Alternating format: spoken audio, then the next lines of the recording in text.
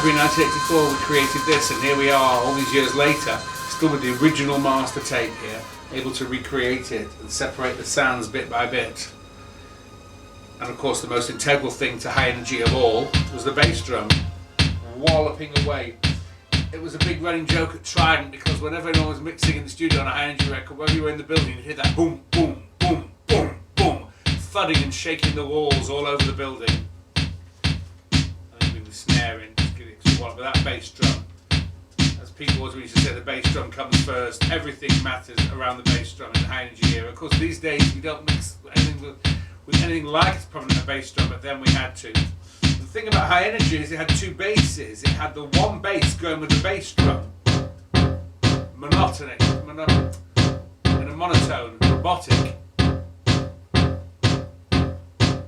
So it just wallops with the bass drum, giving it the beat. But then we had the second one to create the track around. So you add to that,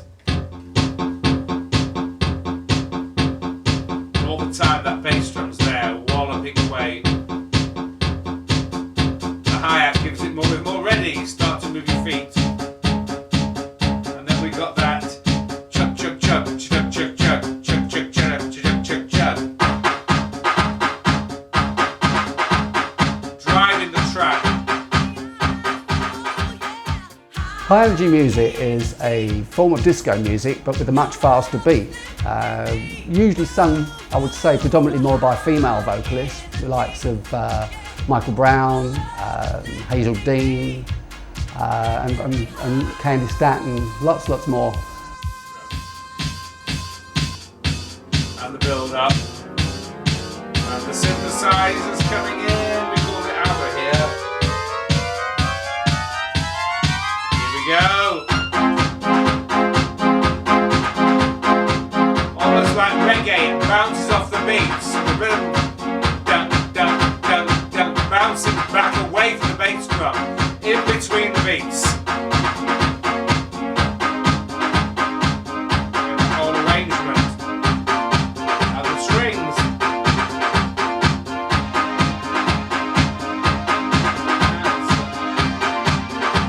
And here come the backing vocals. Shirley and Dee Lewis, the Lewis sisters.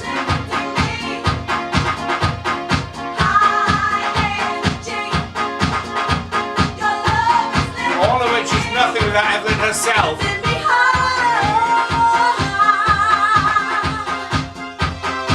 The vocal that soared to the stratosphere. The vocal that the whole track was built around.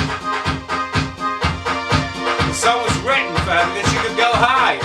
How many singers could do those high notes for Evelyn Thomas? People preferred females that had distinct, strong vocals. Lots of percussion breaks, lots of strings, pianos, well, everything in it, going all the musical instruments you could think of. That's a bit of orchestral, synthesised brass and strings, and they were very synthesised in those days. Remember, 20 years ago.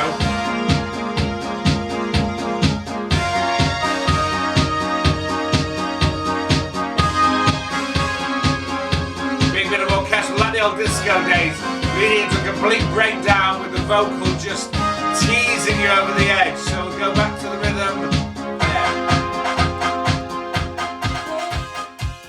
High energy was a progression from the disco music of the 70s to the electronic music of the 80s, but adding the disco diva, black, usually female singer vocals, people like Donna Summer with the Giorgio Moroder productions of records like I Feel Love. That was a typical example of the early high energy records. They usually featured electronic bass, sequence lines with a high speed dugga dugga dugga sort of feel, and that is high energy really.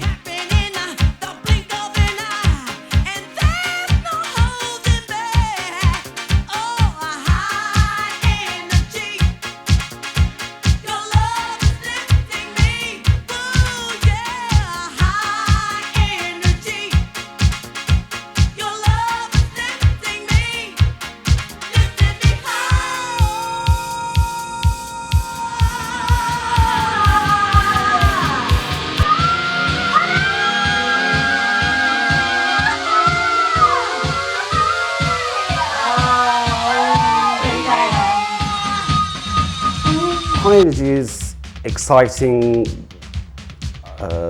no holds barred dance music, which just made you feel good.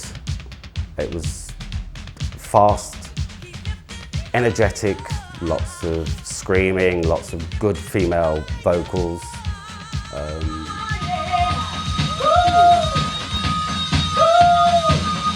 Wait for those rhythms to come back in. 1, 2, 3, 4.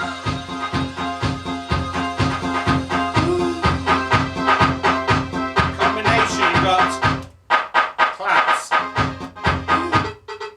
cowbell, big synth. It's all we want you, we want you, we want you for a new recruit. It's all based on the Navy.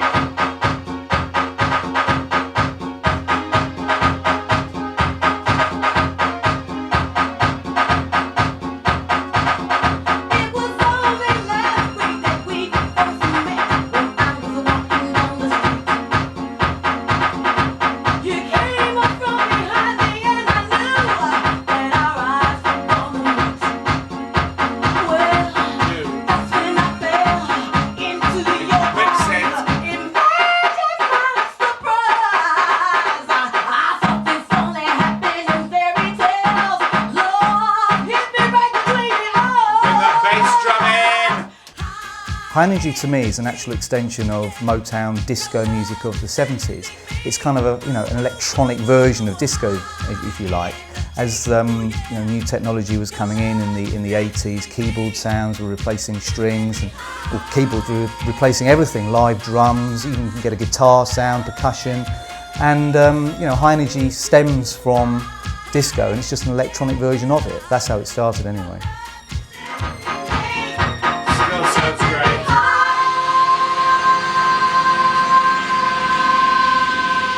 20 years later, still sounds wonderful. It was just #1 on the dance charts recently as we made this new version all over again 20 years later.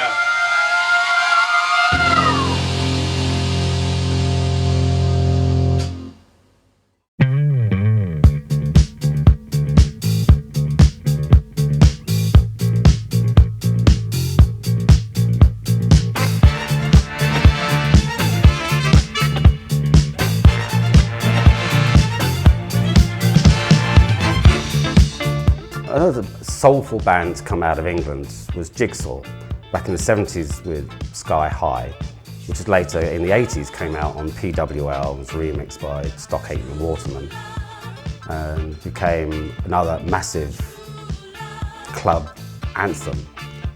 I'm Clive Scott from Jigsaw. I was the original keyboard player in the band, and along with Des Dyer, who was the singer and the drummer, we together wrote most of the material for the band. Our biggest hit was a song called Sky High. This was written in 1975, and it was the theme tune to a film called The Man from Hong Kong.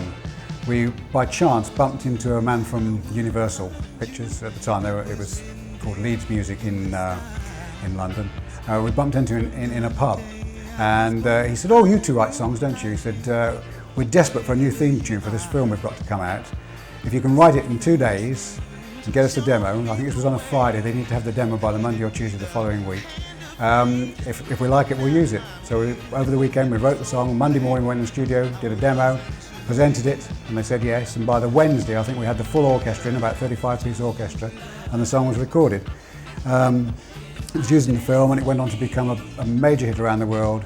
#1 twice in Japan, still the second biggest selling record of all time in Japan. It was the top 3 in America, #1 in Australia, Germany, big hit in England, worldwide success. If any one single record influenced the whole High Energy boom, it was Jigsaw's Sky High.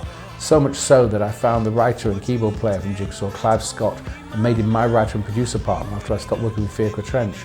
And everything, probably from the last 10 years that I've worked on, has been done with Clive Scott from Jigsaw. Sky High was quite simply the pioneering disco high energy record of all time. If you listen to it from the mid-70s in context, it isn't just a disco record, it's got all the elements of high energy. So much so that Stockhead and Waterman remixed it and had another hit with it in the 80s during the high energy boom. And then it was remade in America by Carl Strew with Critique Records. It's just been so big and so popular. It went on to sell 10 million records in Japan and be the biggest selling Western record ever in Japan. So we had to have Sky High by Jigsaw on this High Energy Classics.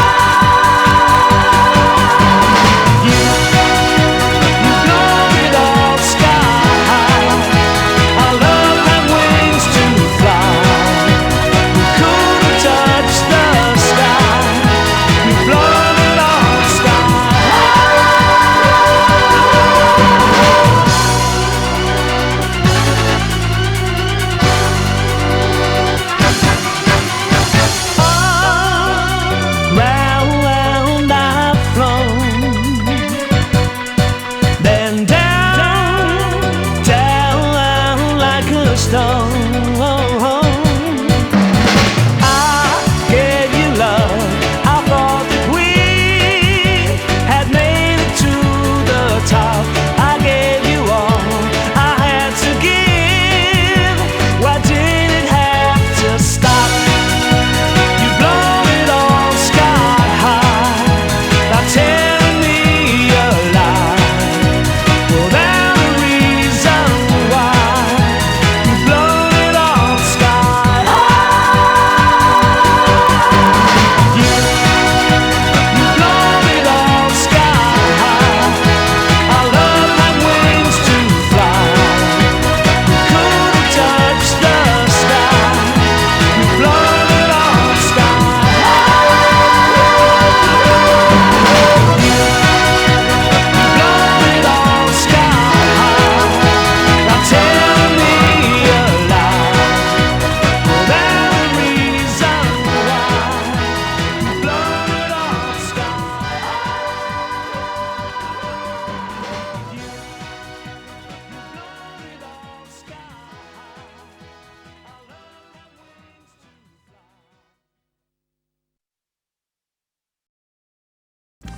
Michael Brown from Detroit introduced us to a fellow American, Earlene Bentley. She's from New York, and we made a record with her, The Boys Come to Town, which was used in the first Police Academy film and had that great line, and hey big boy, why don't you come up and see me sometime.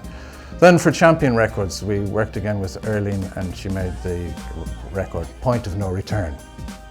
Once Record Shack had had a hit with So Many Men, So Little Time by Michael Brown, the second high energy record they put out was by Michael's friend Earlene Bentley, who was an American singer performing in stage shows in London. She had an infectious laugh and very camp style, so we did a song called The Boys Come to Town, and her opening line, hey big boy, why don't you come up and see me sometime, was so popular that the Police Academy film used it for their famous scene set in the gay bar in the first Police Academy movie. Earlene went on to have 4 classic records for Record Shack. She had I'm Living My Own Life, Caught in the Act, and Stargazing, which was a duet with the late Sylvester, who was another legend of the high energy era. Unfortunately, no video for those exists. We did shoot a video for Caught in the Act, but it seems to have been lost to the test of time. And the only video footage that existed from that period was the song that we did for Champion Records shortly after she left Record Shack, which was called Point of No Return. Michael Brown had a friend called Earlene Bentley. Michael appears still in West End shows, Broadway shows, that kind of thing, and so did Earlene. She had a huge voice, a great voice, and Record Shack snapped her up straight away. Ian fell in love with her voice and recorded a track called The Boys Come to Town, which is featured in the first Police Academy video in the gay bar scene. Hey big boy, why don't you come up and see me sometime? That was followed up by I'm Living My Own Life, which was followed up by another monster called Caught in the Act. Unfortunately, none of those exist on video, but she did a soul-y number called The Point of No Return.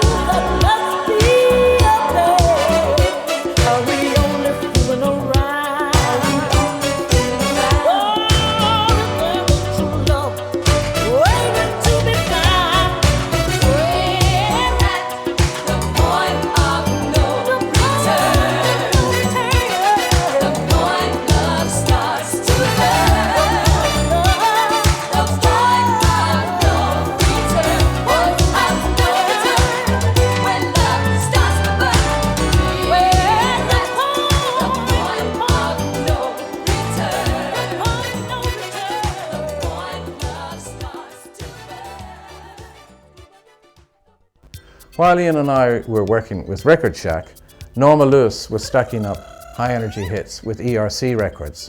When Ian set up Nightmare Records, he wanted the opportunity, now that Norma Lewis was free, he wanted the opportunity to make a record with her, and we did. Surprise Me Tonight. Norma Lewis first hit the scene with a great song called Maybe This Time from Cabaret, which was produced for Marvin Howell's ERC label. She went on and did a few other records with him before coming to Nightmare and singing a song called Surprise Me Tonight, which Ian had specially written for her, and she tells me it was one of her favourites. One of the key singers from that time was Norma Lewis, who had a fantastic vocal range and was very popular as a singer. She managed to record for several of the biggest high energy labels at the time, including ERC, for whom she did Maybe This Time. She recorded Give Me Back My Heart for Passion, along with a number of other tracks which came out under pseudonyms. And then she went on to record for Nightmare. Norma Lewis was a protege of my friend Marvin Howell, who ran another high energy label called ERC. He had lots of hits on ERC with her, like Life Is the Reason, Fight for the Single Family, and most notably Maybe This Time. She also recorded for Passion Records under various names, fronting groups like Charade and under her own name.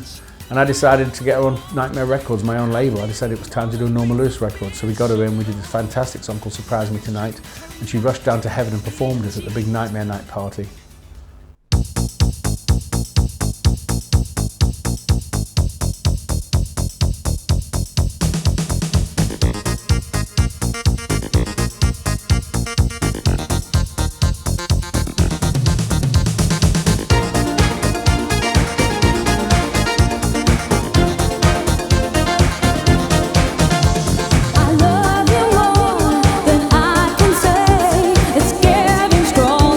Day by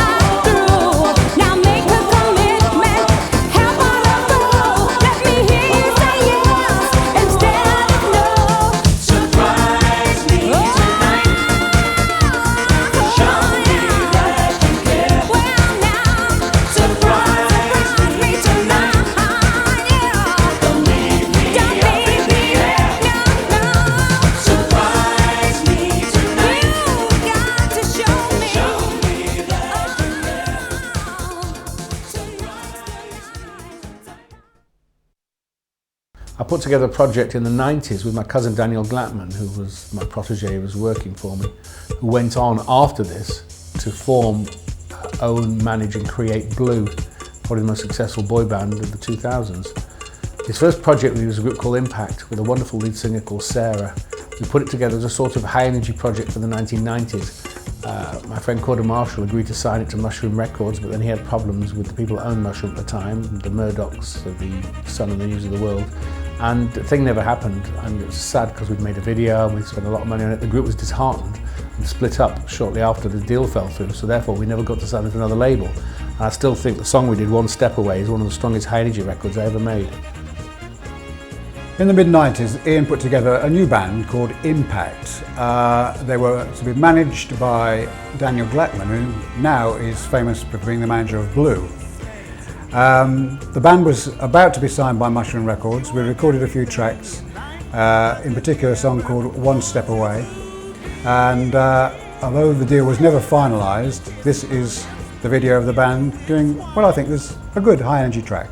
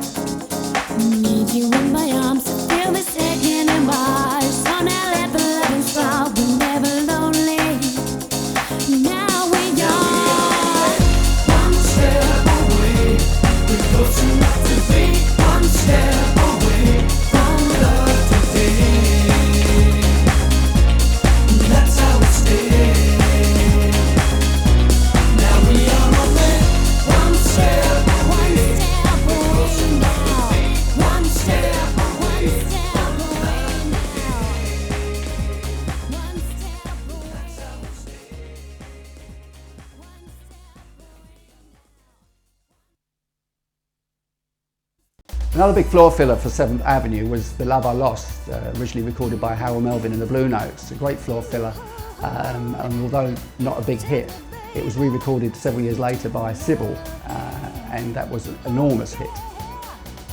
At one point it was a running joke that the lineup of 7th Avenue seemed to change every time we did a new record, and it was probably true actually. When 7th Avenue had moved from Record Shack to Nightmare, Ian decided to re-record one of his favourite Harold Melvin and the Blue Notes songs called The Love I Lost. He updated the sound, and the record was great. It was released on Atlantic in the US and became a big hit on the dance charts in Billboard. 7th Avenue had lots of records after Love's Gone Mad. Probably the biggest one was The Love I Lost, the old Harold Melvin and the Blue Notes song. The song was such a disco classic that we had to cover it into a high energy record. Funnily enough, Atlantic Records in America heard it. It was on the club charts as an import, and the guy, Ken Commissar from Atlantic, phoned me up in England and said they're coming to America, so I flew over to Miami to see my mother, and he came down from New York to Miami especially to see me and signed the record up on the spot. So it came on Atlantic. I think it was the first Nightmare record to actually be a hit in America. It was a big hit on the American dance charts and was very successful.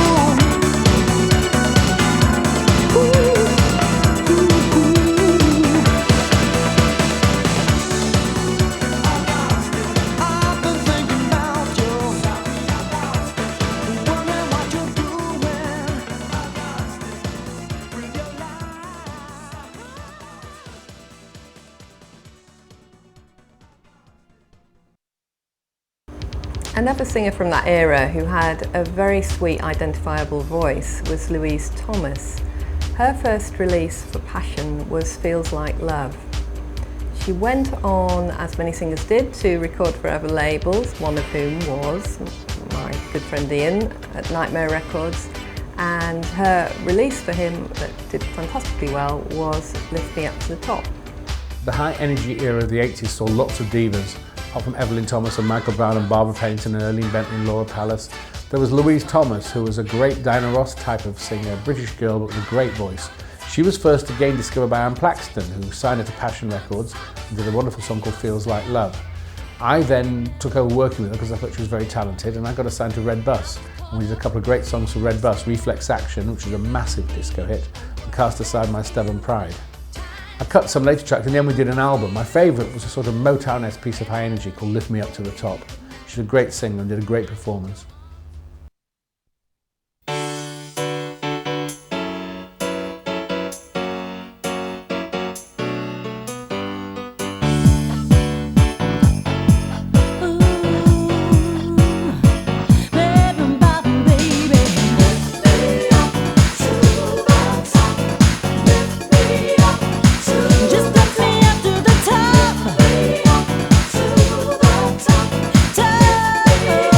Top.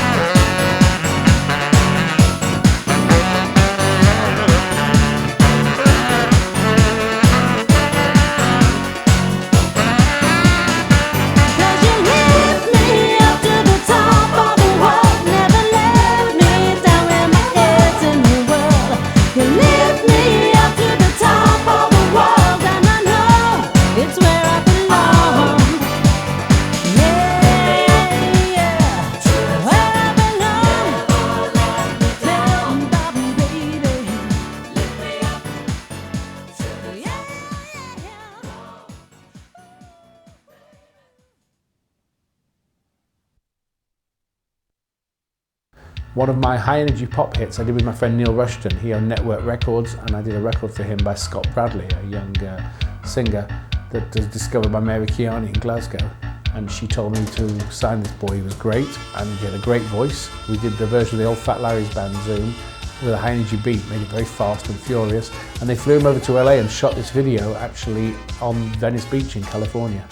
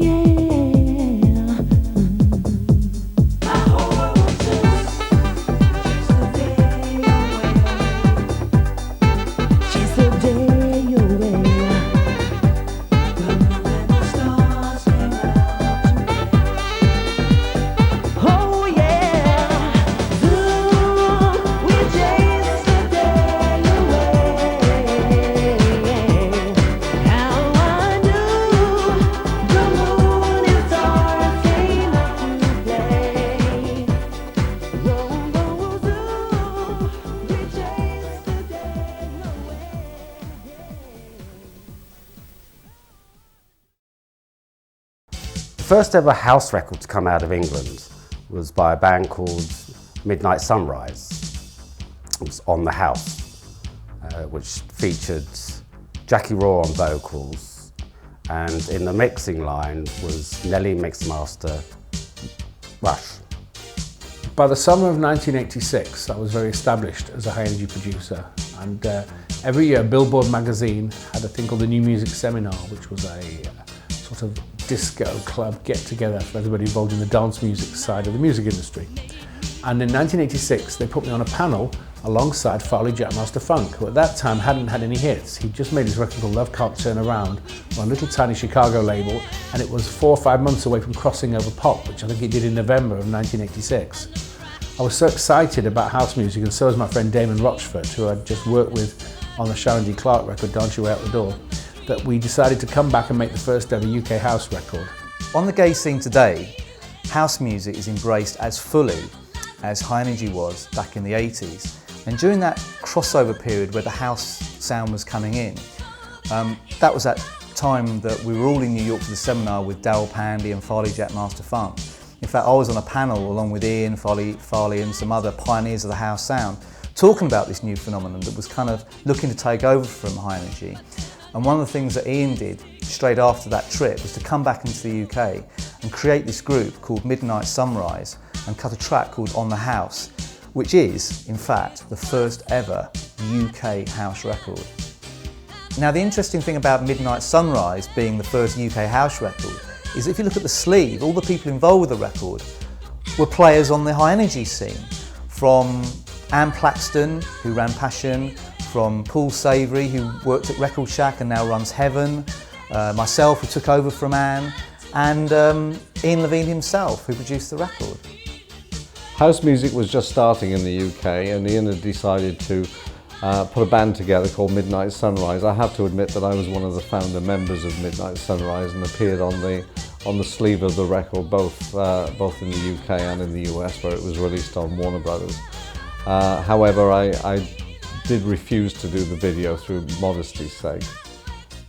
The one and only time I've made my own debut on disc was with a project of Ian's called Midnight Sunrise. It does have the distinction of being the very first UK house record ever made, and it was made shortly after the big explosion in Chicago house. For the record sleeve, Ian dragged me kicking and screaming down to Berman and Nathan's to hire a Gangsters Mall outfit because we figured that the Chicago scene deserved some Chicago gangsters for its image. We had great fun doing that session, and it did appear on the sleeve, but when the video opportunity came up, I decided to keep rather a low profile. The interesting thing is it's so popular now, like 18 years later, it's like worth £50 a copy if you can find one now, because it's on this tiny little label that no one could get hold of. But at the time, the interesting thing was once we made it, we got Farley Jackmaster Funk to do a mix. So we got Midnight Sunrise featuring Nelly Mixmaster Rush, mixed by Farley Jackmaster Funk. It was quite a mouthful.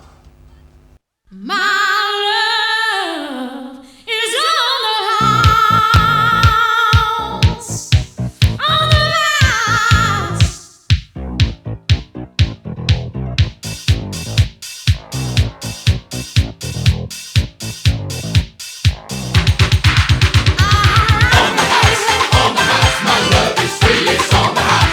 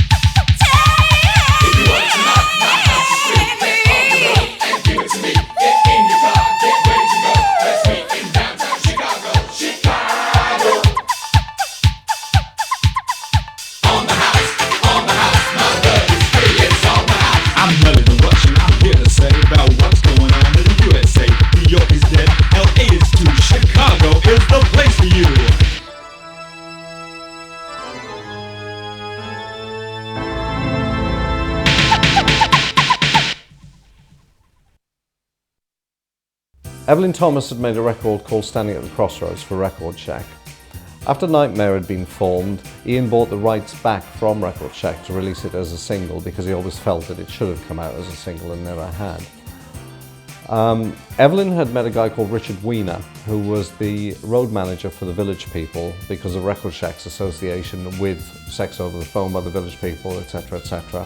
And Richard had decided that he wanted to look after Evelyn, and the video for Standing at the Crossroads was shot by Richard Weiner, who was actually in the video very briefly in New York. Evelyn Thomas did a track called Standing at the Crossroads, which was the title of her second album, which was more of the European side of high energy market. It wasn't house, it wasn't out and out high energy, but it was like a mid-tempo style. It did well, and she did a good job on the vocals with it, and was appreciated by a lot of people. Our fourth album with Evelyn Thomas was called Standing at the Crossroads. This was the follow-up to the album High Energy. And one side of that album, it was a Reflections medley, and the other side included this song, Standing at the Crossroads.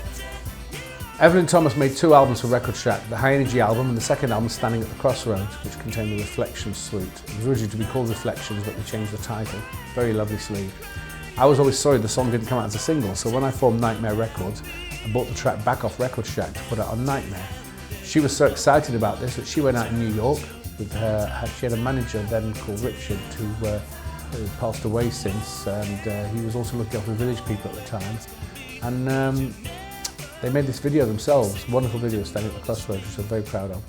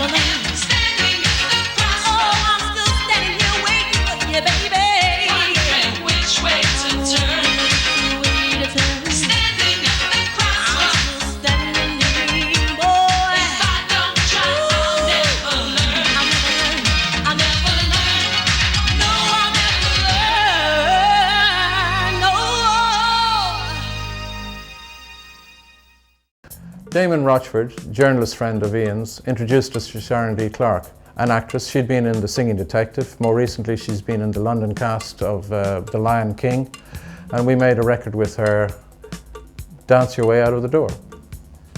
My friend Ralph T was the editor of The Street magazine, which I used to write the high energy page for with Damon's help. We called it Eurobeat. The Street folded. It was owned by Morgan Khan, and he ran into financial debts and closed the magazine down. So Ralph went to work for Arista Records, which is now part of BMG. And he ran the dance division of Arista. Damon Rochford, who was like another sort of protege of mine who was destined for greatness. In fact, he went on to become Nomad. He'd found this singer, Sharon D. Clarke, who of course eventually became the lead singer of Nomad, and he wanted me to make him a record on it called Dance Your Way Out the Door. He even came up with the title of the song. So we made this song called Dance Your Way Out the Door, and we put it out as a single in America. A friend of mine, Paul Klein, liked it so much he rushed it out as a 12-inch on a label called Achievement. Ralph T heard this and wanted it so badly that he got Arista Records to sign it. So they signed it and had a sort of medium-sized hit with it, which Tony Blackburn on Radio London championed, and it became his record of the week. So it was, along with records like Close to Perfection by Michael Brown and On a Crowded Street by Barbara Pennington, it became one of those Radio London soul crossovers that the high energy market championed. In the late 80s, I worked for Arista Records, running their dance department and black music department. And Tony Blackburn had a show on Radio London, a daytime morning show that was really, really popular. Sharon D. Clarke had cut this record with Damon called Dance Your Way Out of the Door, which originally came out in America on a small Miami label. And Tony Blackburn picked up this record and started playing it every single day on his Radio London show. As a result of that, I was very keen to sign it to Arista, and in fact, that's what happened. The song came out on Arista. Unfortunately, the week it did, Arista Records completely fired all their sales team, which meant that instead of the record going in top 10, possibly top 20, it only just slotted in just beyond the top 40, which was a bit of a disappointment. One of the singers who is very dear to me from the past and from the future as well is Sharon D. Clarke. She sang lead vocals on the biggest hit of my career, which was Devotion, which came out on Rumour Records back in 1991. Nomad was the creation of Damon Rochford. In case nobody knows, Damon and Nomad are the same if you reverse them. And the first record that Sharon ever sang on was something that Damon had released with Ian producing via Arista. It was called Dance Your Way Out of the Door.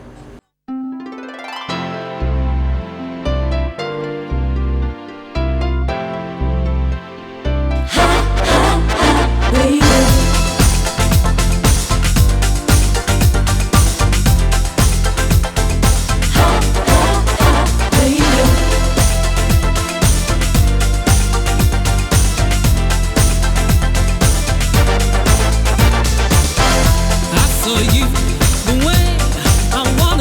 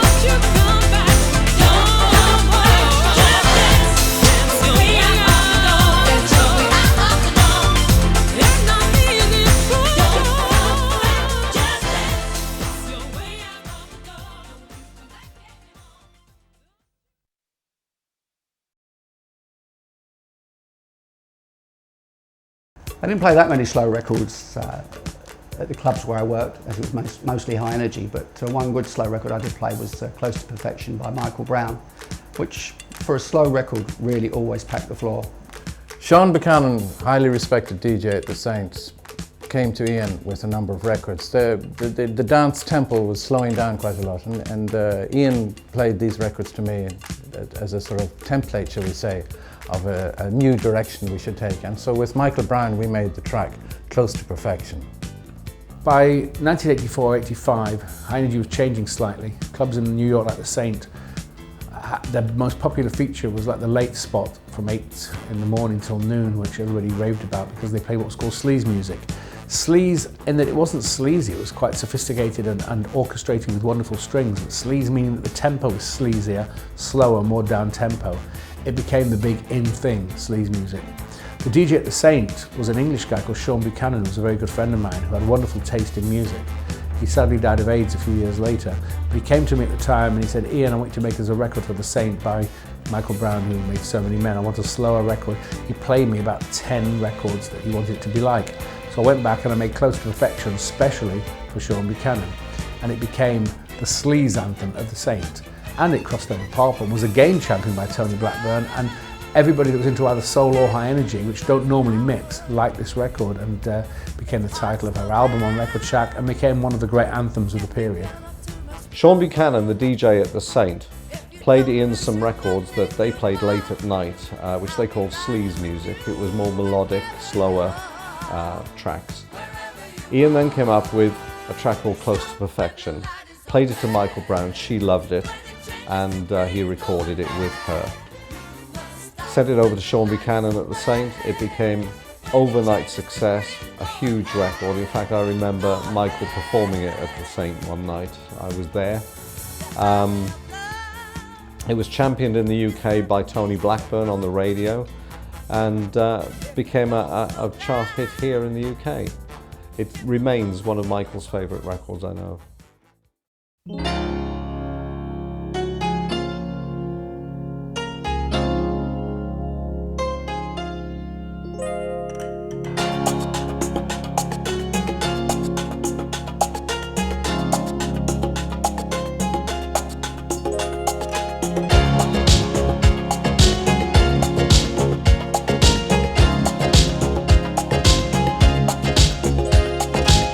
Our love will stand the test of time, sweeter than the honey from the bees. When you're not here, a song won't rhyme, and the birds don't sing in the trees. You can make the sun come out, without you the sky is gray. Love and laughter's what you're about. Don't you ever go away. Close to perfection, close to perfection. We have reached a new direction, on our way to affection. Every day can feel like spring. You have the power to make me glow. Suddenly the bells start to ring. Life becomes a Broadway show. You make music fill the air like a symphony of love. I can see rainbows everywhere, lighting up the sky above. You're close to perfection, close to perfection. We have reached a new direction, on our way to affection.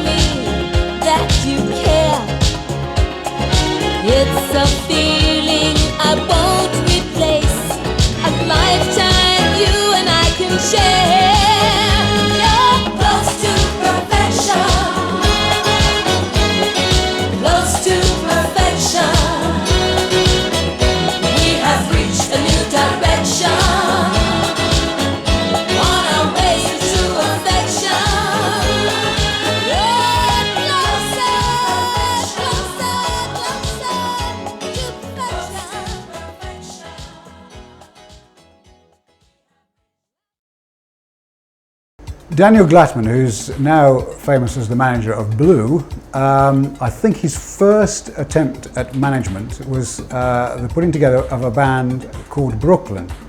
This featured a young talented keyboard player and singer called Ben Davis. The band was put together to be a live instrument playing band as opposed to just a singing boy band. And they recorded a song called Life Keeps Moving On. In the mid-90s, working with my cousin Daniel Glattman, who went on to become the manager of Blue, we did a couple of projects together. One was by Impact, the other was a group called Brooklyn. When I'd had Barbara Painter's 24 Hours a Day as a big hit on United Artists, the man who signed it was a man called Martin Davis, who was like a godfather to me. He gave me a job running the dance division of United Artists at the time. Well, Daniel was very friendly with his son, a 21-year-old boy at the time called Ben Davis. So Daniel got him to put a group together of live musicians called Brooklyn, and we did a song that Ben had written called Life Keeps Moving On, which was originally a ballad, but I wanted to make it into a piece of high energy. So we kept the ballad beginning and then brought this storming beat in, made a video, and made a piece of high energy for the 90s. Whoa, yeah.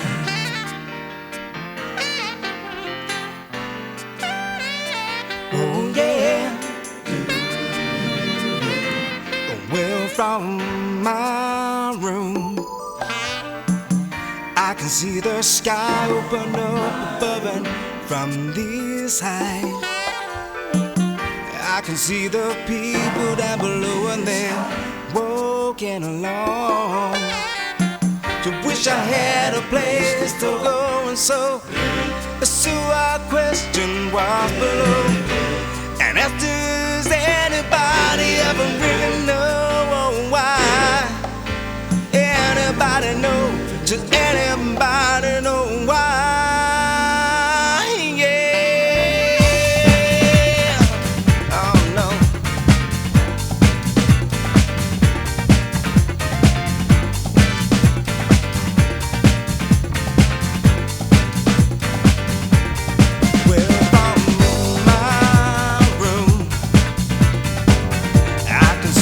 Sky open up above and from this height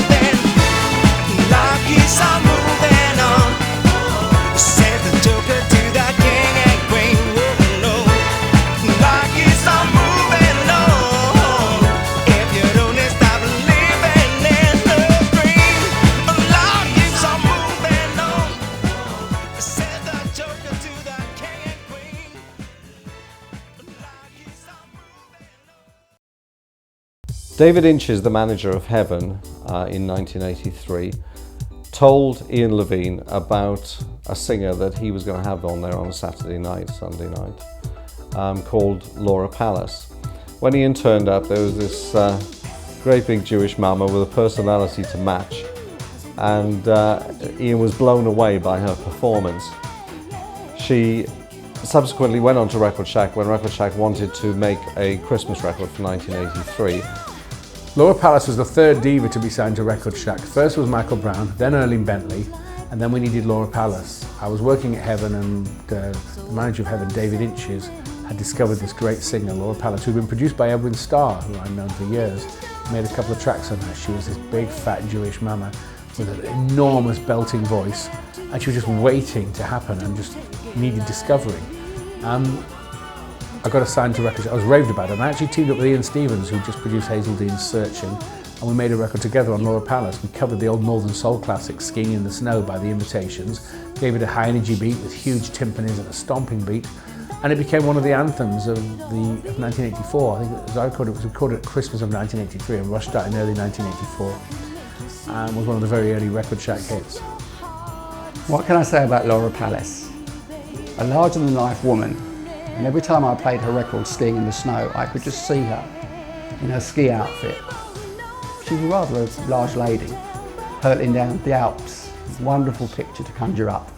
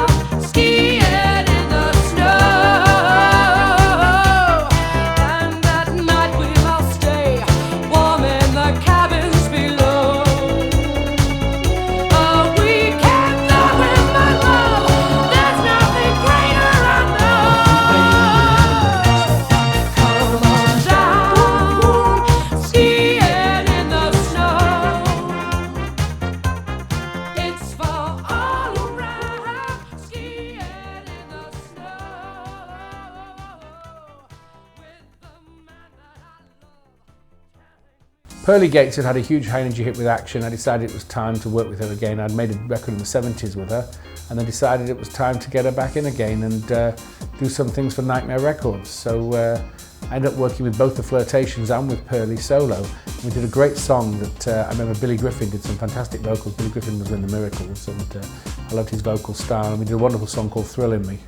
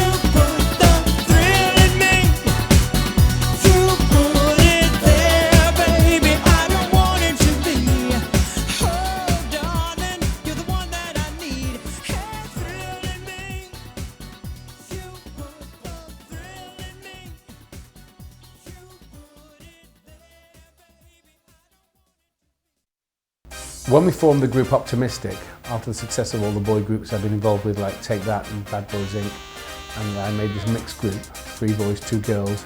We'd gone in and we'd done 2 songs to try and get a deal on the act. We actually paid for them ourselves, not only the songs but the videos. I remember it cost about 20 grand to shoot 2 videos, and Julian Barton, who's a very up-and-coming video director, had shot them. And we did one very moody one in a gym for Hey Girl, and we did a wonderful boy sort of fairground video, which we shot. There was a big fairground in Leicester Square with like swings and roundabouts and great big ski lifts and all sorts of different things going on, and fun houses, and we shot some wonderful stuff in there for this video for Test of Time.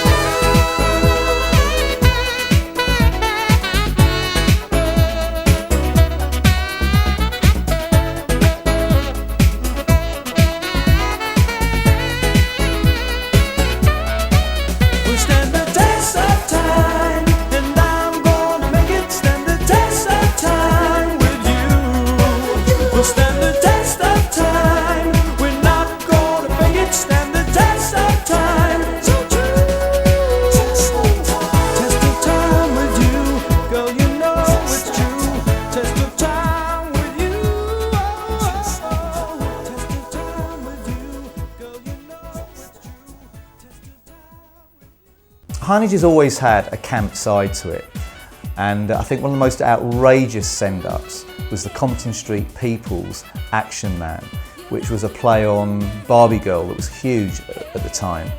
In the 90s, there was a band called Aqua who had a big hit called Barbie. It was a great fun record, but we thought, well, if they can do Barbie, we can do Action Man. So we thought we'll try and make probably one of the worst records of all time as a complete joke.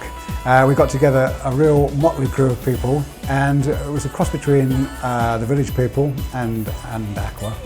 And we filmed this hopefully hilarious video. Probably maybe the second worst record I've ever been involved with was the thing we did by the Compton Street People called Action Man. There had been a huge hit called Barbie Doll by Aqua, and we decided to take the piss out of it.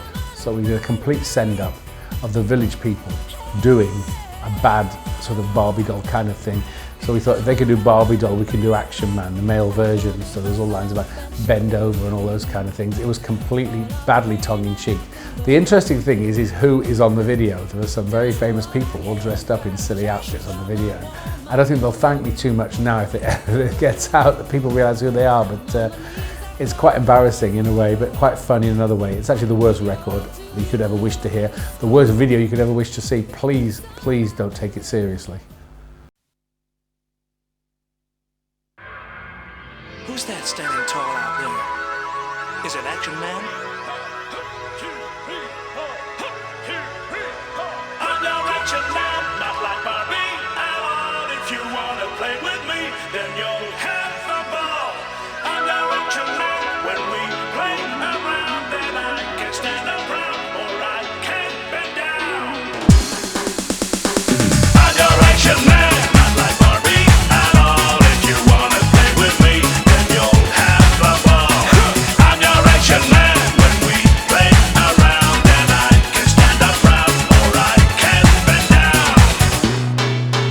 There are things that I got that the others haven't got. You can play with my parts and undress me. I am big, I am strong, nothing can go wrong, and you know I won't break if you press me. With the boys I hang out, I can put myself about. I'm your Action Man, not like Barbie at all. If you wanna play with me, then you'll have the ball. I'm your Action Man. When we play around, then I can stand up proud, or I can bend down. Who's that standing tall out there? Action Man, Action Man. Action Man gets everywhere. Action Man, Action Man. Action Man can be unkind. Action Man, Action Man. He won't leave his friends behind. Action Man, Action Man. You can shake me around, you can pull my trousers down, dress me up any way that you're choosing. If you want to go far, I will ride inside your car, drive it home, go to town, or go cruising. What I got, I can share. You can't take me anywhere. Not too big, not too small. You can see I got it all. Main attraction, easy action.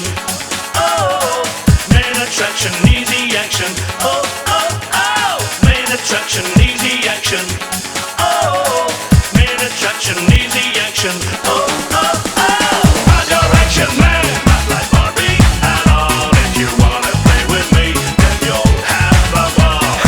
I'm your Action Man. When we play around, then I can stand up proud, or I can bend down. I'm your Action Man, not like Barbie at all. If you wanna play with me, then you'll have the ball. I'm your Action Man. When we play around, then I can stand up proud, or I can bend down. Who's that standing tall out there? Action Man, Action Man. Action Man gets everywhere. Action Man, Action Man. Action Man can be unkind. Action Man, Action Man. He won't leave his friends behind. Action Man, Action Man. You know you can have so much fun with Action Man. I'm like a backstage pass. You can access all areas.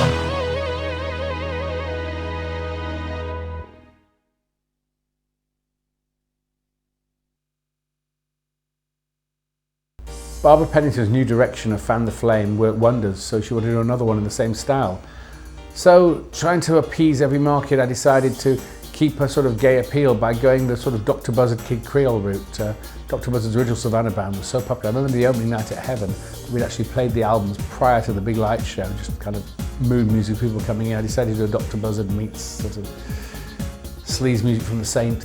After the success of Fan the Flame by Barbara Pennington, Ian decided that he was going to take it in a slightly different direction, keeping the soul elements there, and produced a record that was along the lines and using elements from Dr. Buzzard's original Savannah band, and came up with On a Crowded Street with all the kind of brassy stabs. Ian and I had made that track, Fan the Flame, with Barbara Pennington, sort of medium funk tempo, doo-wop vocals, and we did something in a similar vein with Barbara then, On a Crowded Street. As before, John Morales came in to remix. He added extra percussion to the live brass and so forth that we had used. It was a nice record, I think.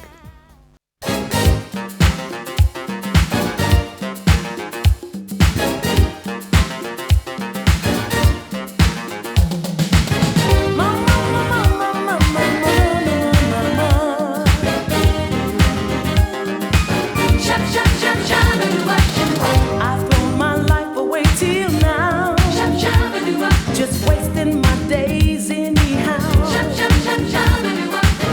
Now a new purpose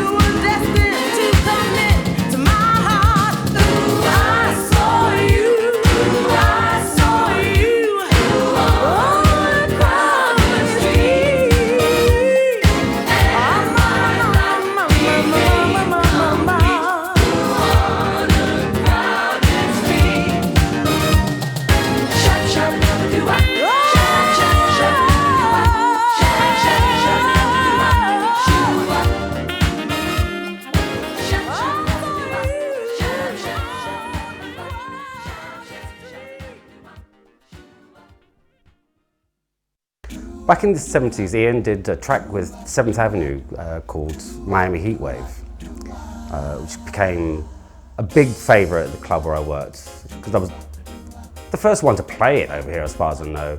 Ian gave me an acetate of it and it became just popular. Everybody liked it, and then people were asking for it, and then when it came out, other DJs started playing it. So I suppose I broke it for him in a way, in the clubs.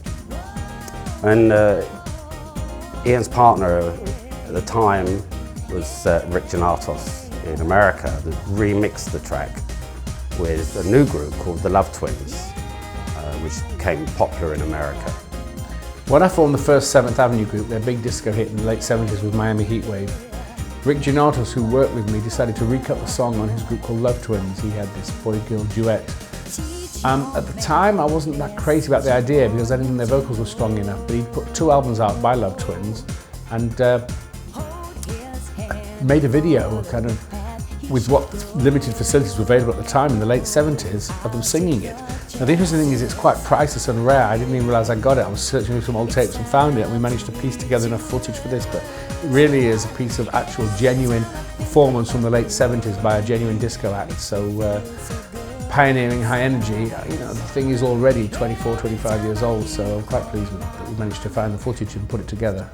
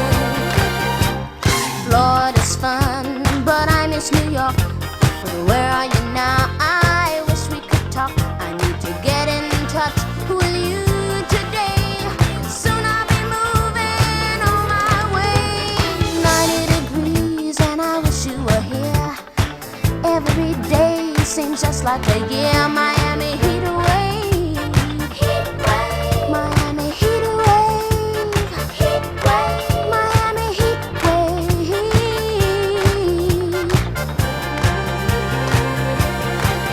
The temperature here is rising non-stop. The thermometer's reached its very top. I've been calling all over LA town, trying hard to track you down. 90 degrees and I wish you were here. Every day seems just like a year. Miami heat wave, Miami heat wave, Miami heat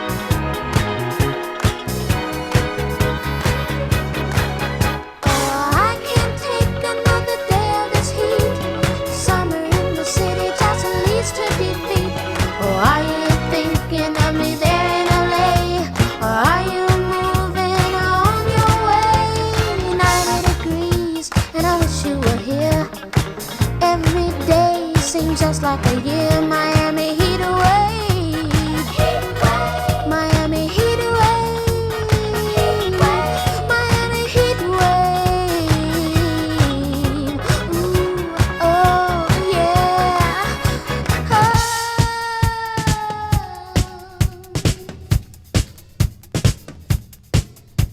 90 degrees, and I wish you were here. Every day seems just like a year. Miami heat wave, Miami heat wave.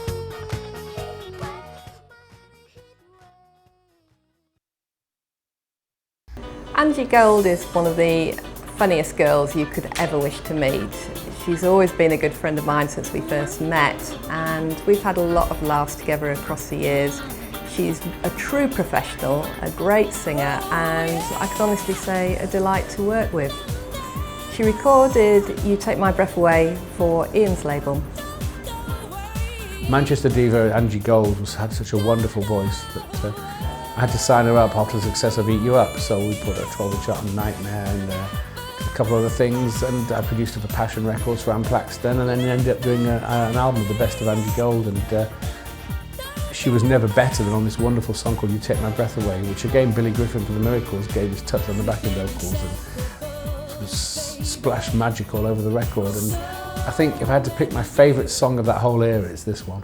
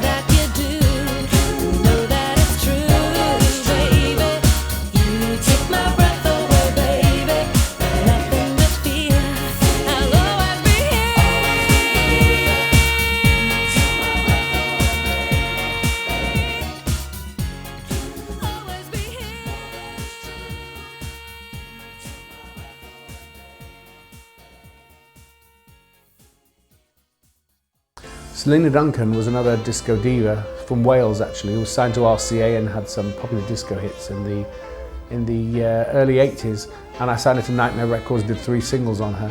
And the biggest was this one, Faster Than the Eye Can See, a piece of fast and furious high energy produced by myself and Fiacre Trench. When he informed Nightmare Records, one of the artists that he'd been introduced to was a dancer and singer called Selena Duncan. Selena had originally recorded for RCA, but is here singing Faster Than the Eye Can See from, again, the Nightmare on Villiers Street night.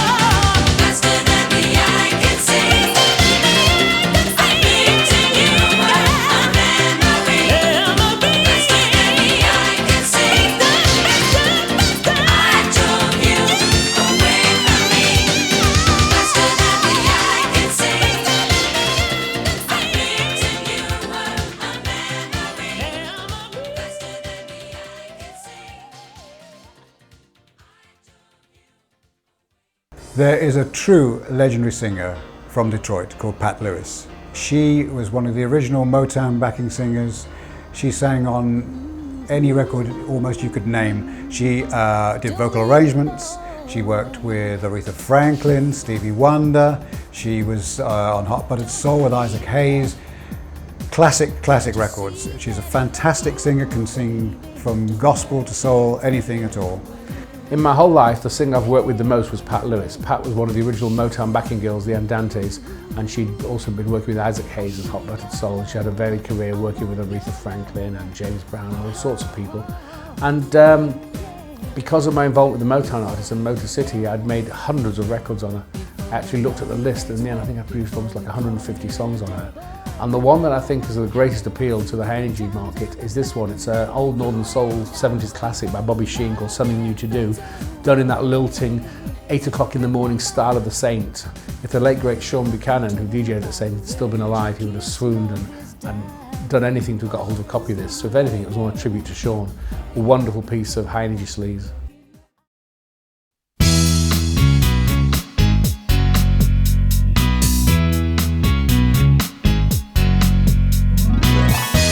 It's just another way to pass the time of day, a way to spend my time, to keep you off my mind. Watching the clouds in the sky go slowly drifting by, like feeding the birds in the park and counting the stars after dark, and searching for something new to do, to keep my mind off you. Something new to do. It's so hard when you're feeling blue. I tried walking in the street, but I only got tired feet, traveling in the same direction and winding back up where I began. Watching the clouds in the sky go slowly drifting by, like feeding the birds in the park and counting the stars after dark, and searching for something new to do, to keep my mind off you. Something new to do. It's so hard when you're feeling blue. Something new to do, to keep my mind off you. Something new to do, to keep my mind off you. I've got to find something new to do, to keep my mind off, keep my mind off, keep my mind off you. After searching and some of the Stock Aitken Waterman hits, Hazel Dean's next biggie was a song that Kerry Delius did originally called They Say It's Gonna Rain, which everybody remembers because of the African chant at the beginning. The African chant, that Mama Suka, hey hey, Mama Suka, hey, just sticks in everybody's head. Nobody knows what it means, what the syllables mean. It made the record and was ever so popular. It was a huge, huge pop hit for Hazel, who is still performing these songs to this day. They Say It's Gonna Rain was originally recorded by a lady called Kerry Delius. Hazel Dean heard it, liked it, and persuaded her manager at the time that she should re-record it. It was a great hit for her on EMI in the UK, and it's actually my personal favourite. I prefer it above Searching and all the others.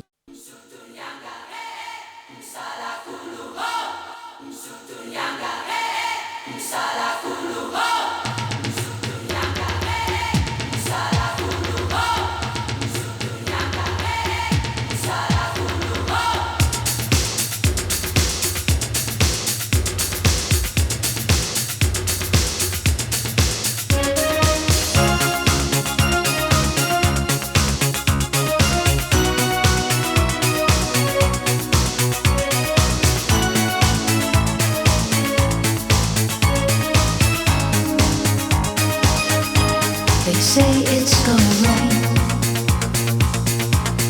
blue sky's gonna break. Can you tell me why? Do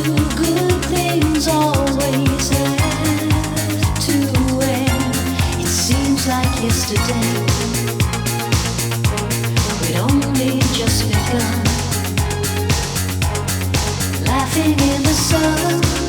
I thought you'd be my lifelong friend.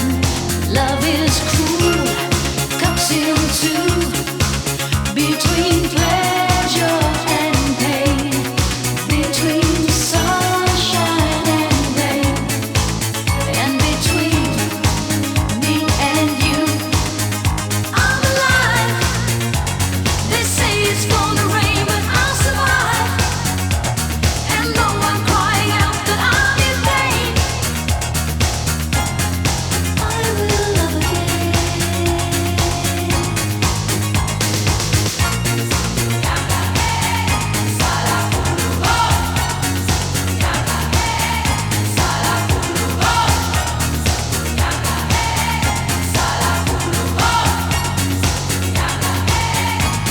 I will last oh, to see your love grow cold. Suddenly I feel a shadow hanging over me. Love is cruel, cuts in two, between pleasure and pain, between sunshine and rain, and between me and you. I'm alive. They say it's gonna rain, but I'll survive. And though I'm crying out that I'm in pain, I will love again. I'm alive. They say it's gonna rain, but I'll survive. And though I'm crying out that I'm in pain, I will love again. I'm alive. I'm alive.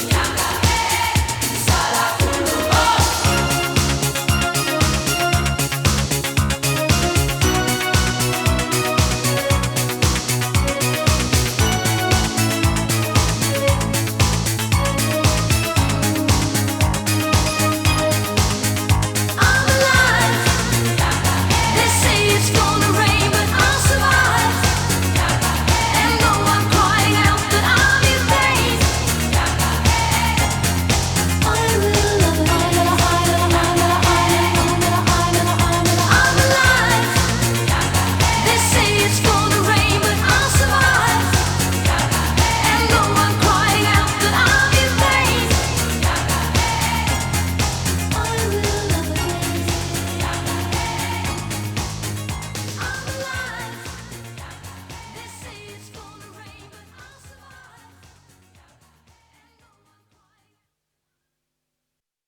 I produced a group for MCA called Dark Secret, and the lead singer had a husband who I thought was a little camp, but nevertheless was obviously a black American singer who was married to with a wonderful voice.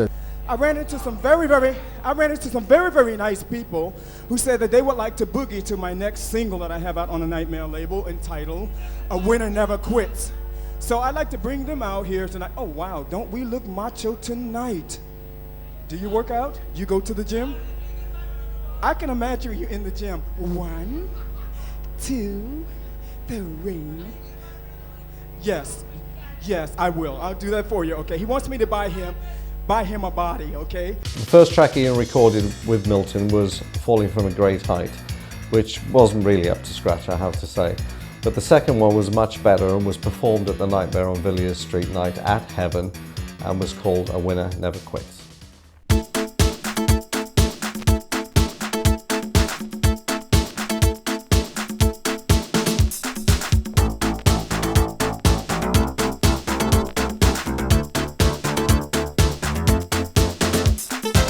Where would I be if I'd listened to you? Broken hearted and helpless too. But I followed my instincts along and discovered the strength to be strong. One rejection won't turn me away. One disappointment won't lead me astray. I'm just gonna keep on coming by, 'cause no one but you can light up my sky. A winner never quits. They say a quitter can never win. A winner never quits. Can't you see the position I'm in? Don't fool yourself that I'll go away. Turn back around, 'cause I'm here to stay. I'm gonna get you some way, somehow. So you better face the fact right now. There's a binding ambition inside my soul, driving me right out of control. I won't take no for an answer from you. Let me make your life special and new. A winner never quits. They say a quitter can never win. A winner never quits. Can't you see the position I'm in? I'm on my way to win your affection. The road to your heart is my direction. I'm the one you never can ignore. I'll make you forget all the others before. A winner never quits. Never, never gonna quit on you, baby. They say a quitter can never win. I know we got it. A winner never quits. Hey, hey, hey, yeah. Can't you see the position I'm in? Don't quit. I know you've been hurt by love before. And right now you want to keep from getting hurt again, baby. But I'm the one that's really for you. To make you realize that love is for real. If you're loving the right person, if you open up your heart and your mind, let it be me, baby. I'm the one that's gonna give you what you need. Let me be the one to light up your sky.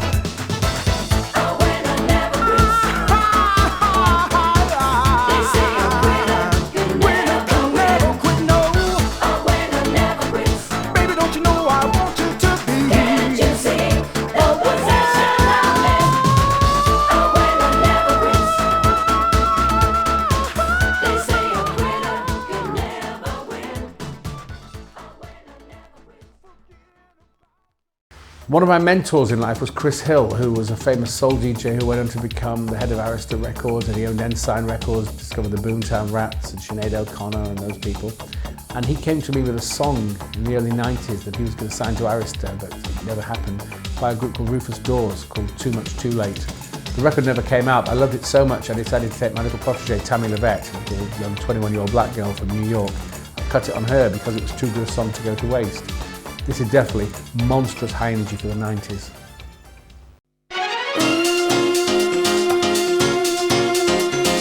Too much, too late.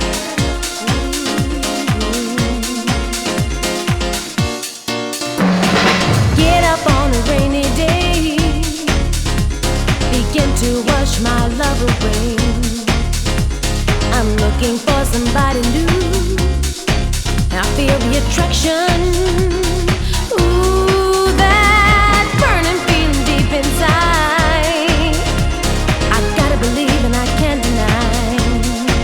Before now, there could be no other but you. Now you're too much, too late. You should never underestimate. Too long I've been waiting, hoping and hesitating for you.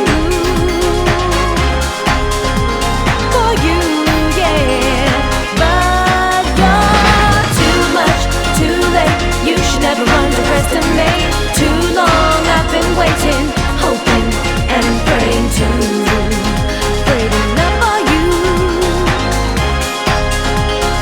Ooh, well, rainbow's gonna come my way to brighten up my lonely days. I know I'm really over you. I'm ready for a new love. Ooh, that burning feeling deep inside. I know I believe and I won't deny. And now there can be another after you. Now you're too much, too late. You should never underestimate. Too long I've been waiting, hoping, hesitating for you. For you, yeah. But you're too much, too late. You should never underestimate. Too long I've been waiting, hoping and praying to. Praying up for you. Praying and praying. Well, you're too much.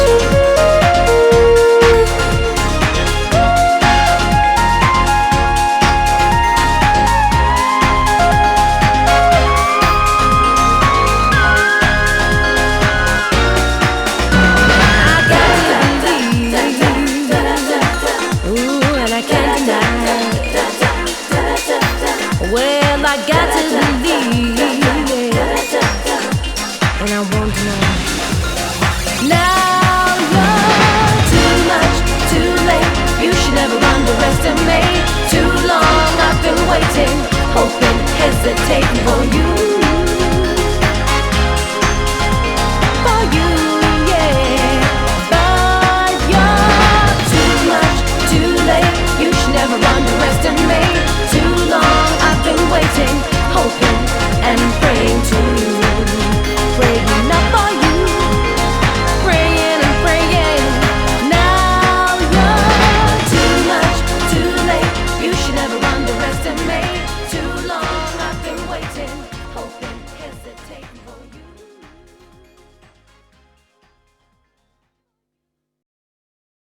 When I was with Passion Records, the company I worked for also managed Shack Attack, who were one of the leading jazz funk acts of the 80s.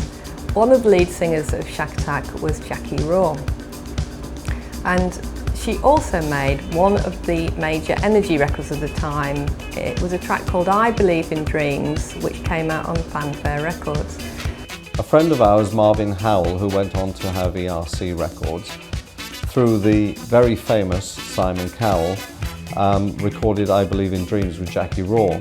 Jackie was also a singer with Shack Attack. These Shack Attack girls seems to have a sideline re-recording and recording songs for High Energy Records.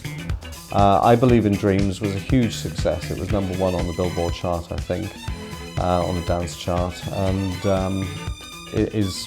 I love this song. I was alone, going nowhere, lost in a world that didn't seem to care. I was afraid until you came. Ah.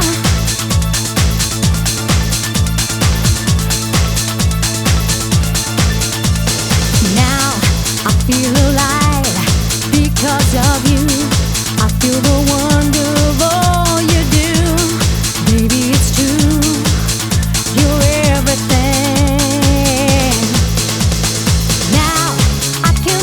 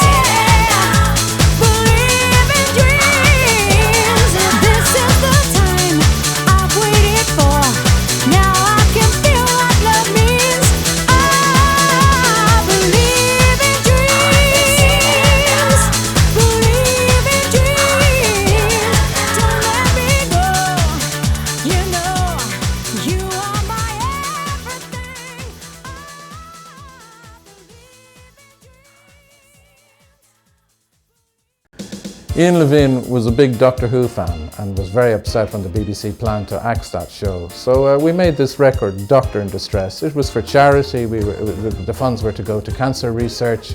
We had a host of stars in Trident Studios. This is the biggest embarrassment on Record Shack. It was one of the worst records I've ever heard, and Ian Levine even acknowledges that. Ian's a great Doctor Who fan, and when the BBC decided that they were going to cancel Doctor Who in the days of protest records, Ian decided to make a protest charity record because of Doctor Who being cancelled. It was called Doctor in Distress, which we called at Record Shack Doctor in a Dress, because it was just so bad.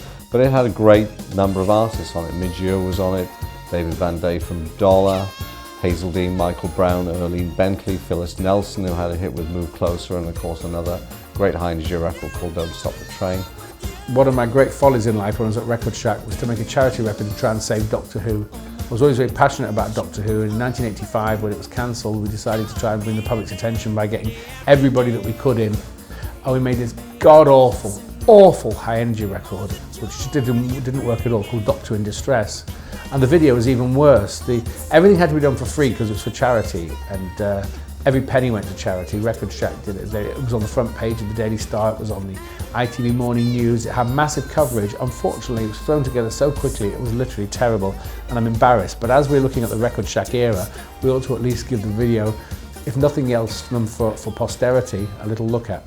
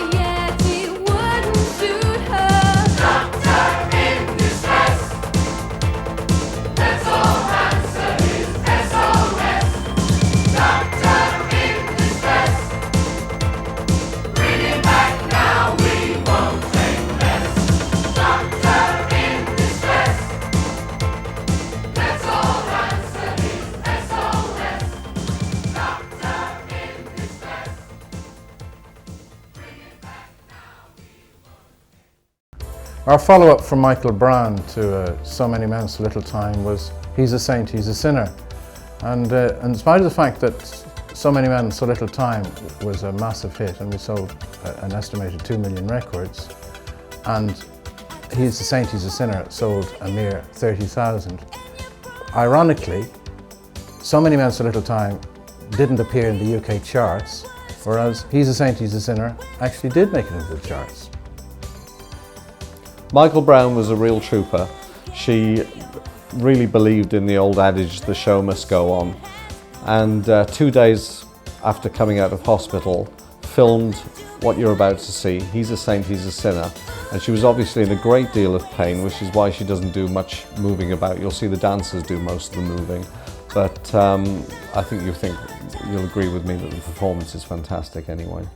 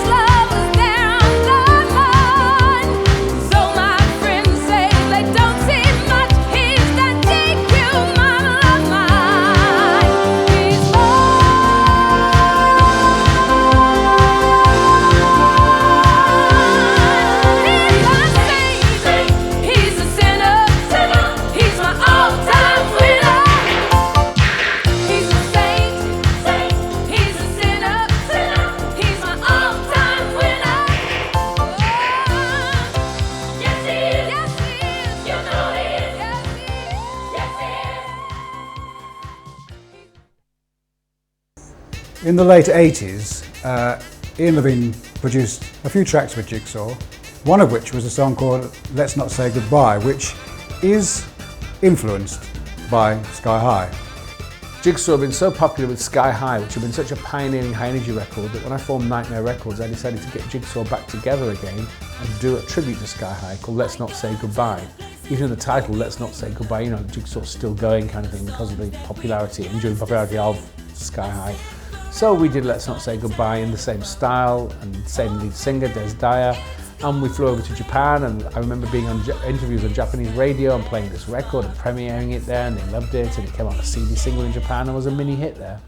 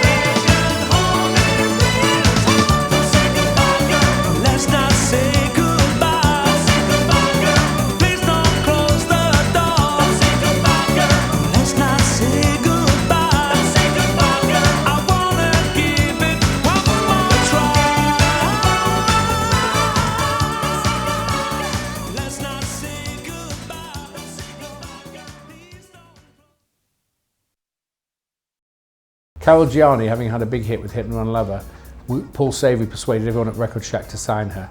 So Jeff Weston had a track we'd done for Barbara Pennington called Vanity, which Barbara didn't want to put out because she wanted to do the more mid-tempo soul stuff.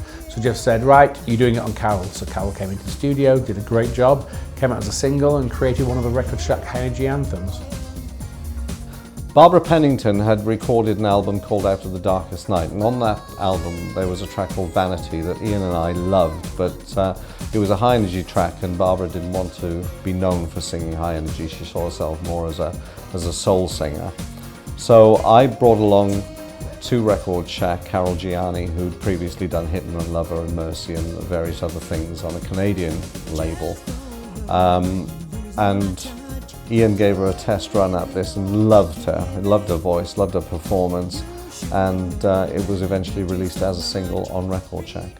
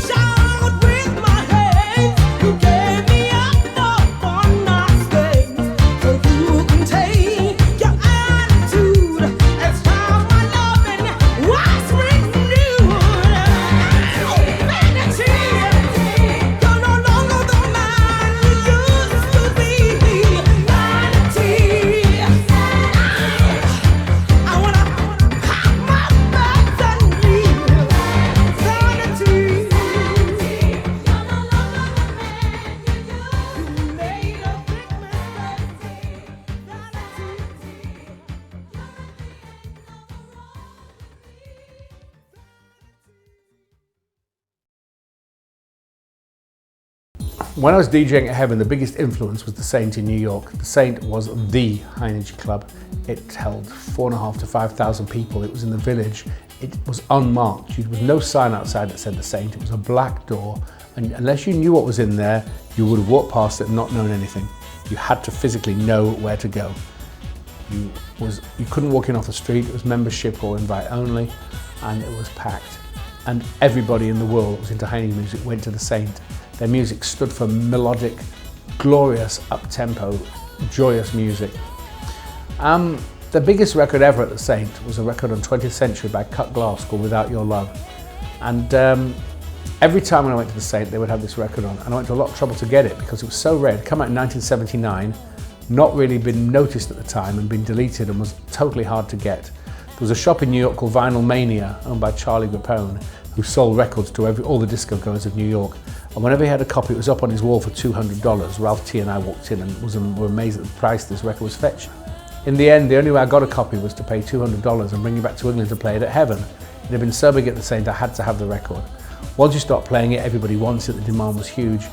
The high energy scene wasn't like the Northern Soul scene in as much as records on the high energy scene usually were available, whereas the Northern Soul scene was about playing records you couldn't get anywhere. Cut Glasses Without Your Love was the exception. It was a record that no one could get and everybody wanted. Now, the lead singer of Cut Glass was Orthea Barnes, this Detroit artist. And years later, when Ian was working in Detroit with a lot of the former Motown artists, he managed to persuade Orthea to come back into the studio and recut this particular song as a solo track.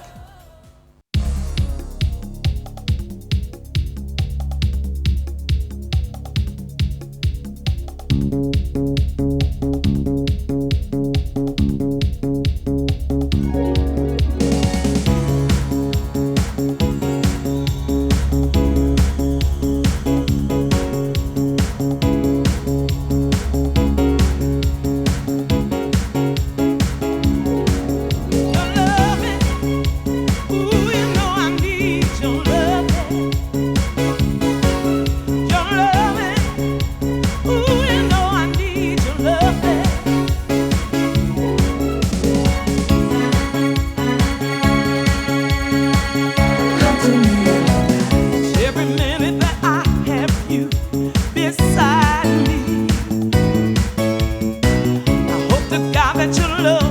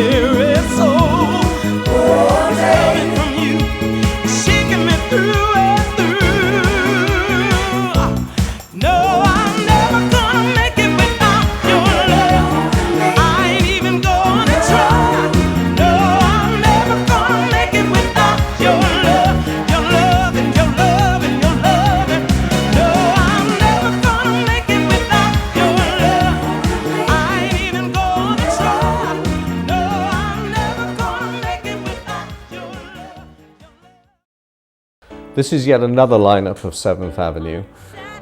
In this lineup, it's interesting to note that 2 out of the 3 performers went on to join yet another performer to form Big Fun for Stock Aitken and Waterman and enjoy hits like Blame It on the Boogie and Can't Fake the Feeling. 7th Avenue, the first boy band, kept changing lineups. The lineup that had done Love's Gone Mad had left, they changed their name to The Avenue, went their own way, and I formed a new lineup.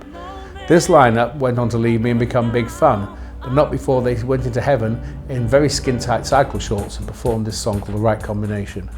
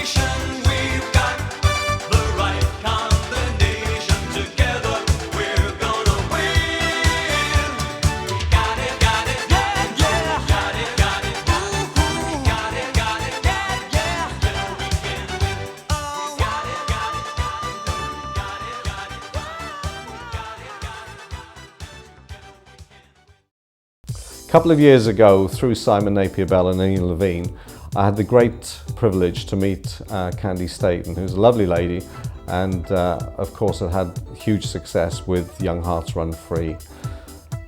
Ian decided that on the album we subsequently produced with her, that he was going to do a new track that was to be a pastiche of disco and high energy and all that kind of thing, all rolled into one. We thought it would be fun to do something new with her. We found a song called Just When You Think It's Safe, which I think sort of crossed the bridge between high energy and the sort of more traditional soulful stuff that she was doing, like Young Hearts Run Free. The classic by Candy Staten, Young Hearts Run Free, is one of the pioneering records that led to disco and high energy. And having got a chance to work with her years later, we decided to make a tribute to that record in the same style. So Clive Scott and I worked on this song we discovered called Just When You Think It's Safe. And we put together this whole performance and arrangement that echoed Young Hearts Run Free, but had lots of freshness as well. So it's like taking the pioneer of high energy and putting it into the new millennium, mixing old high energy with old disco and doing a wonderful hodgepodge that deserves to be the grand finale of this DVD.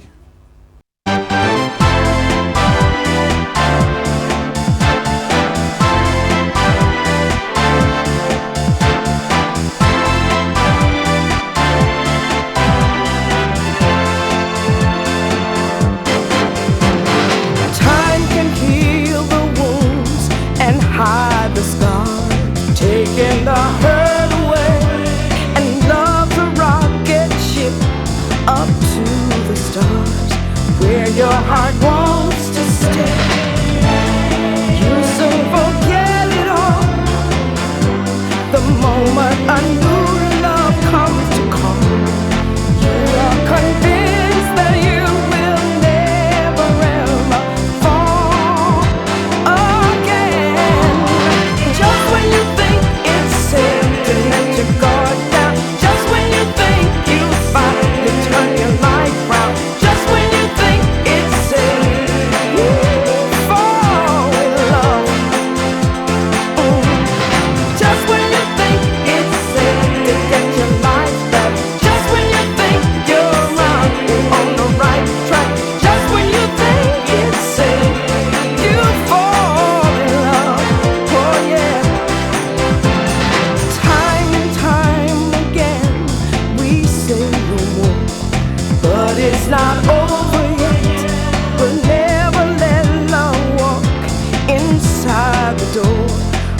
how soon we forget.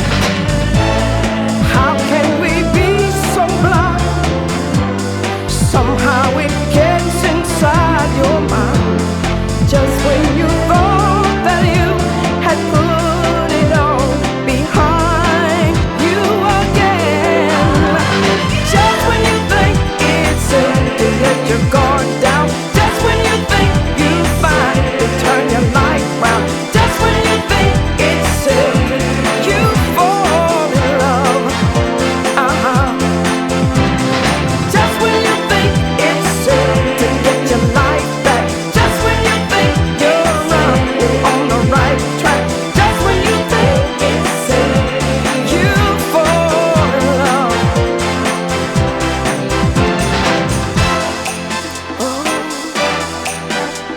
Oh, that's what happens.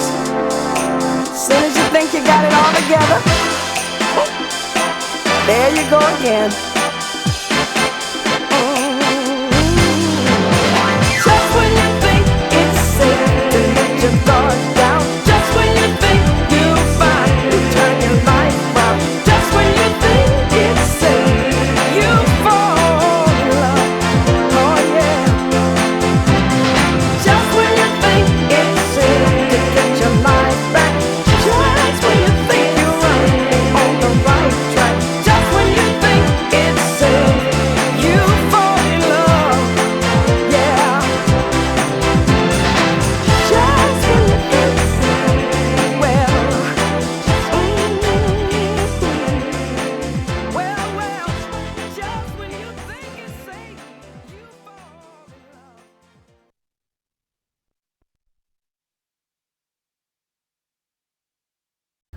High energy has stood the test of time. It's had its ups and downs, a bit like my own career, like a roller coaster, peaks and troughs.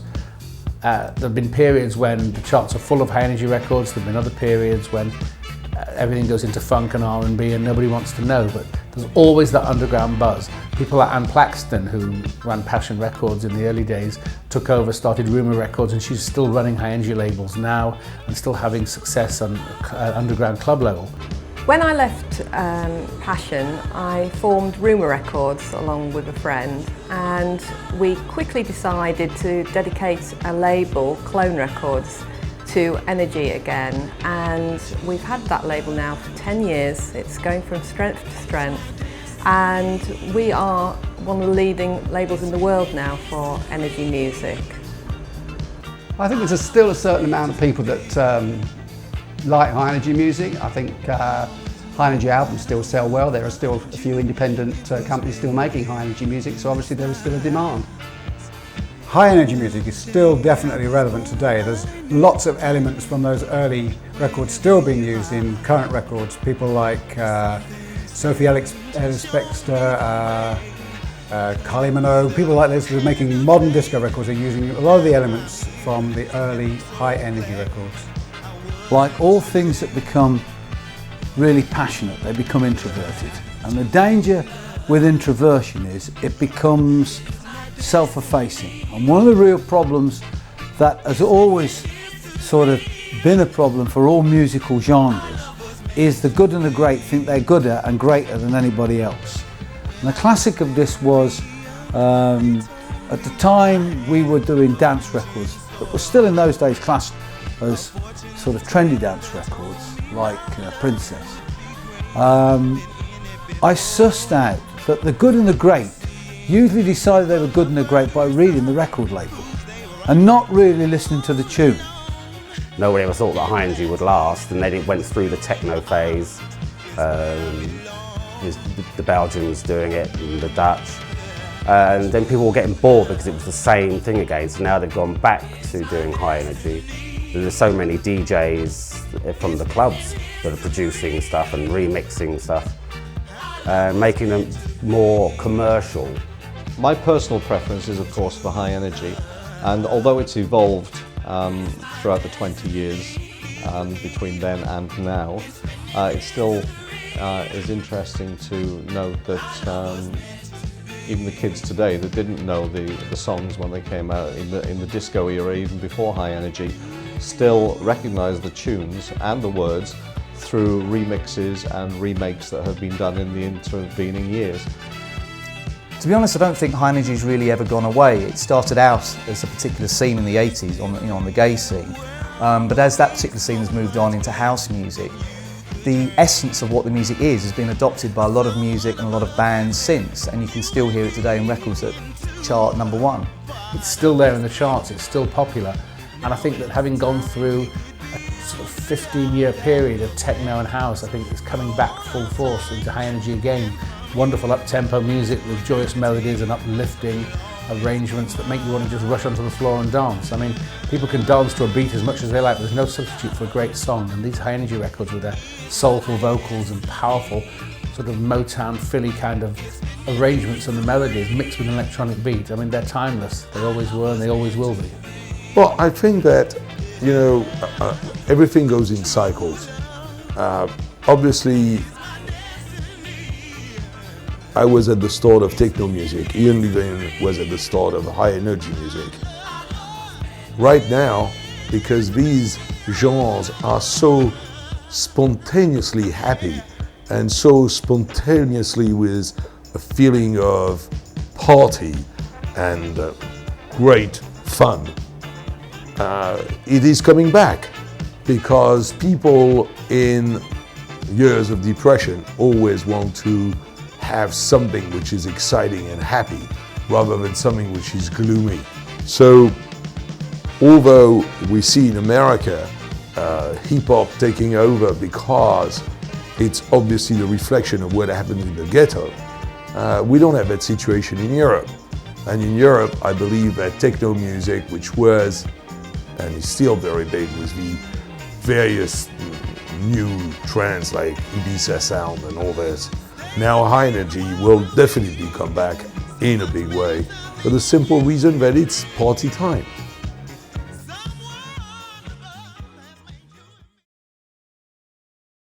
Take it off. Take it all off.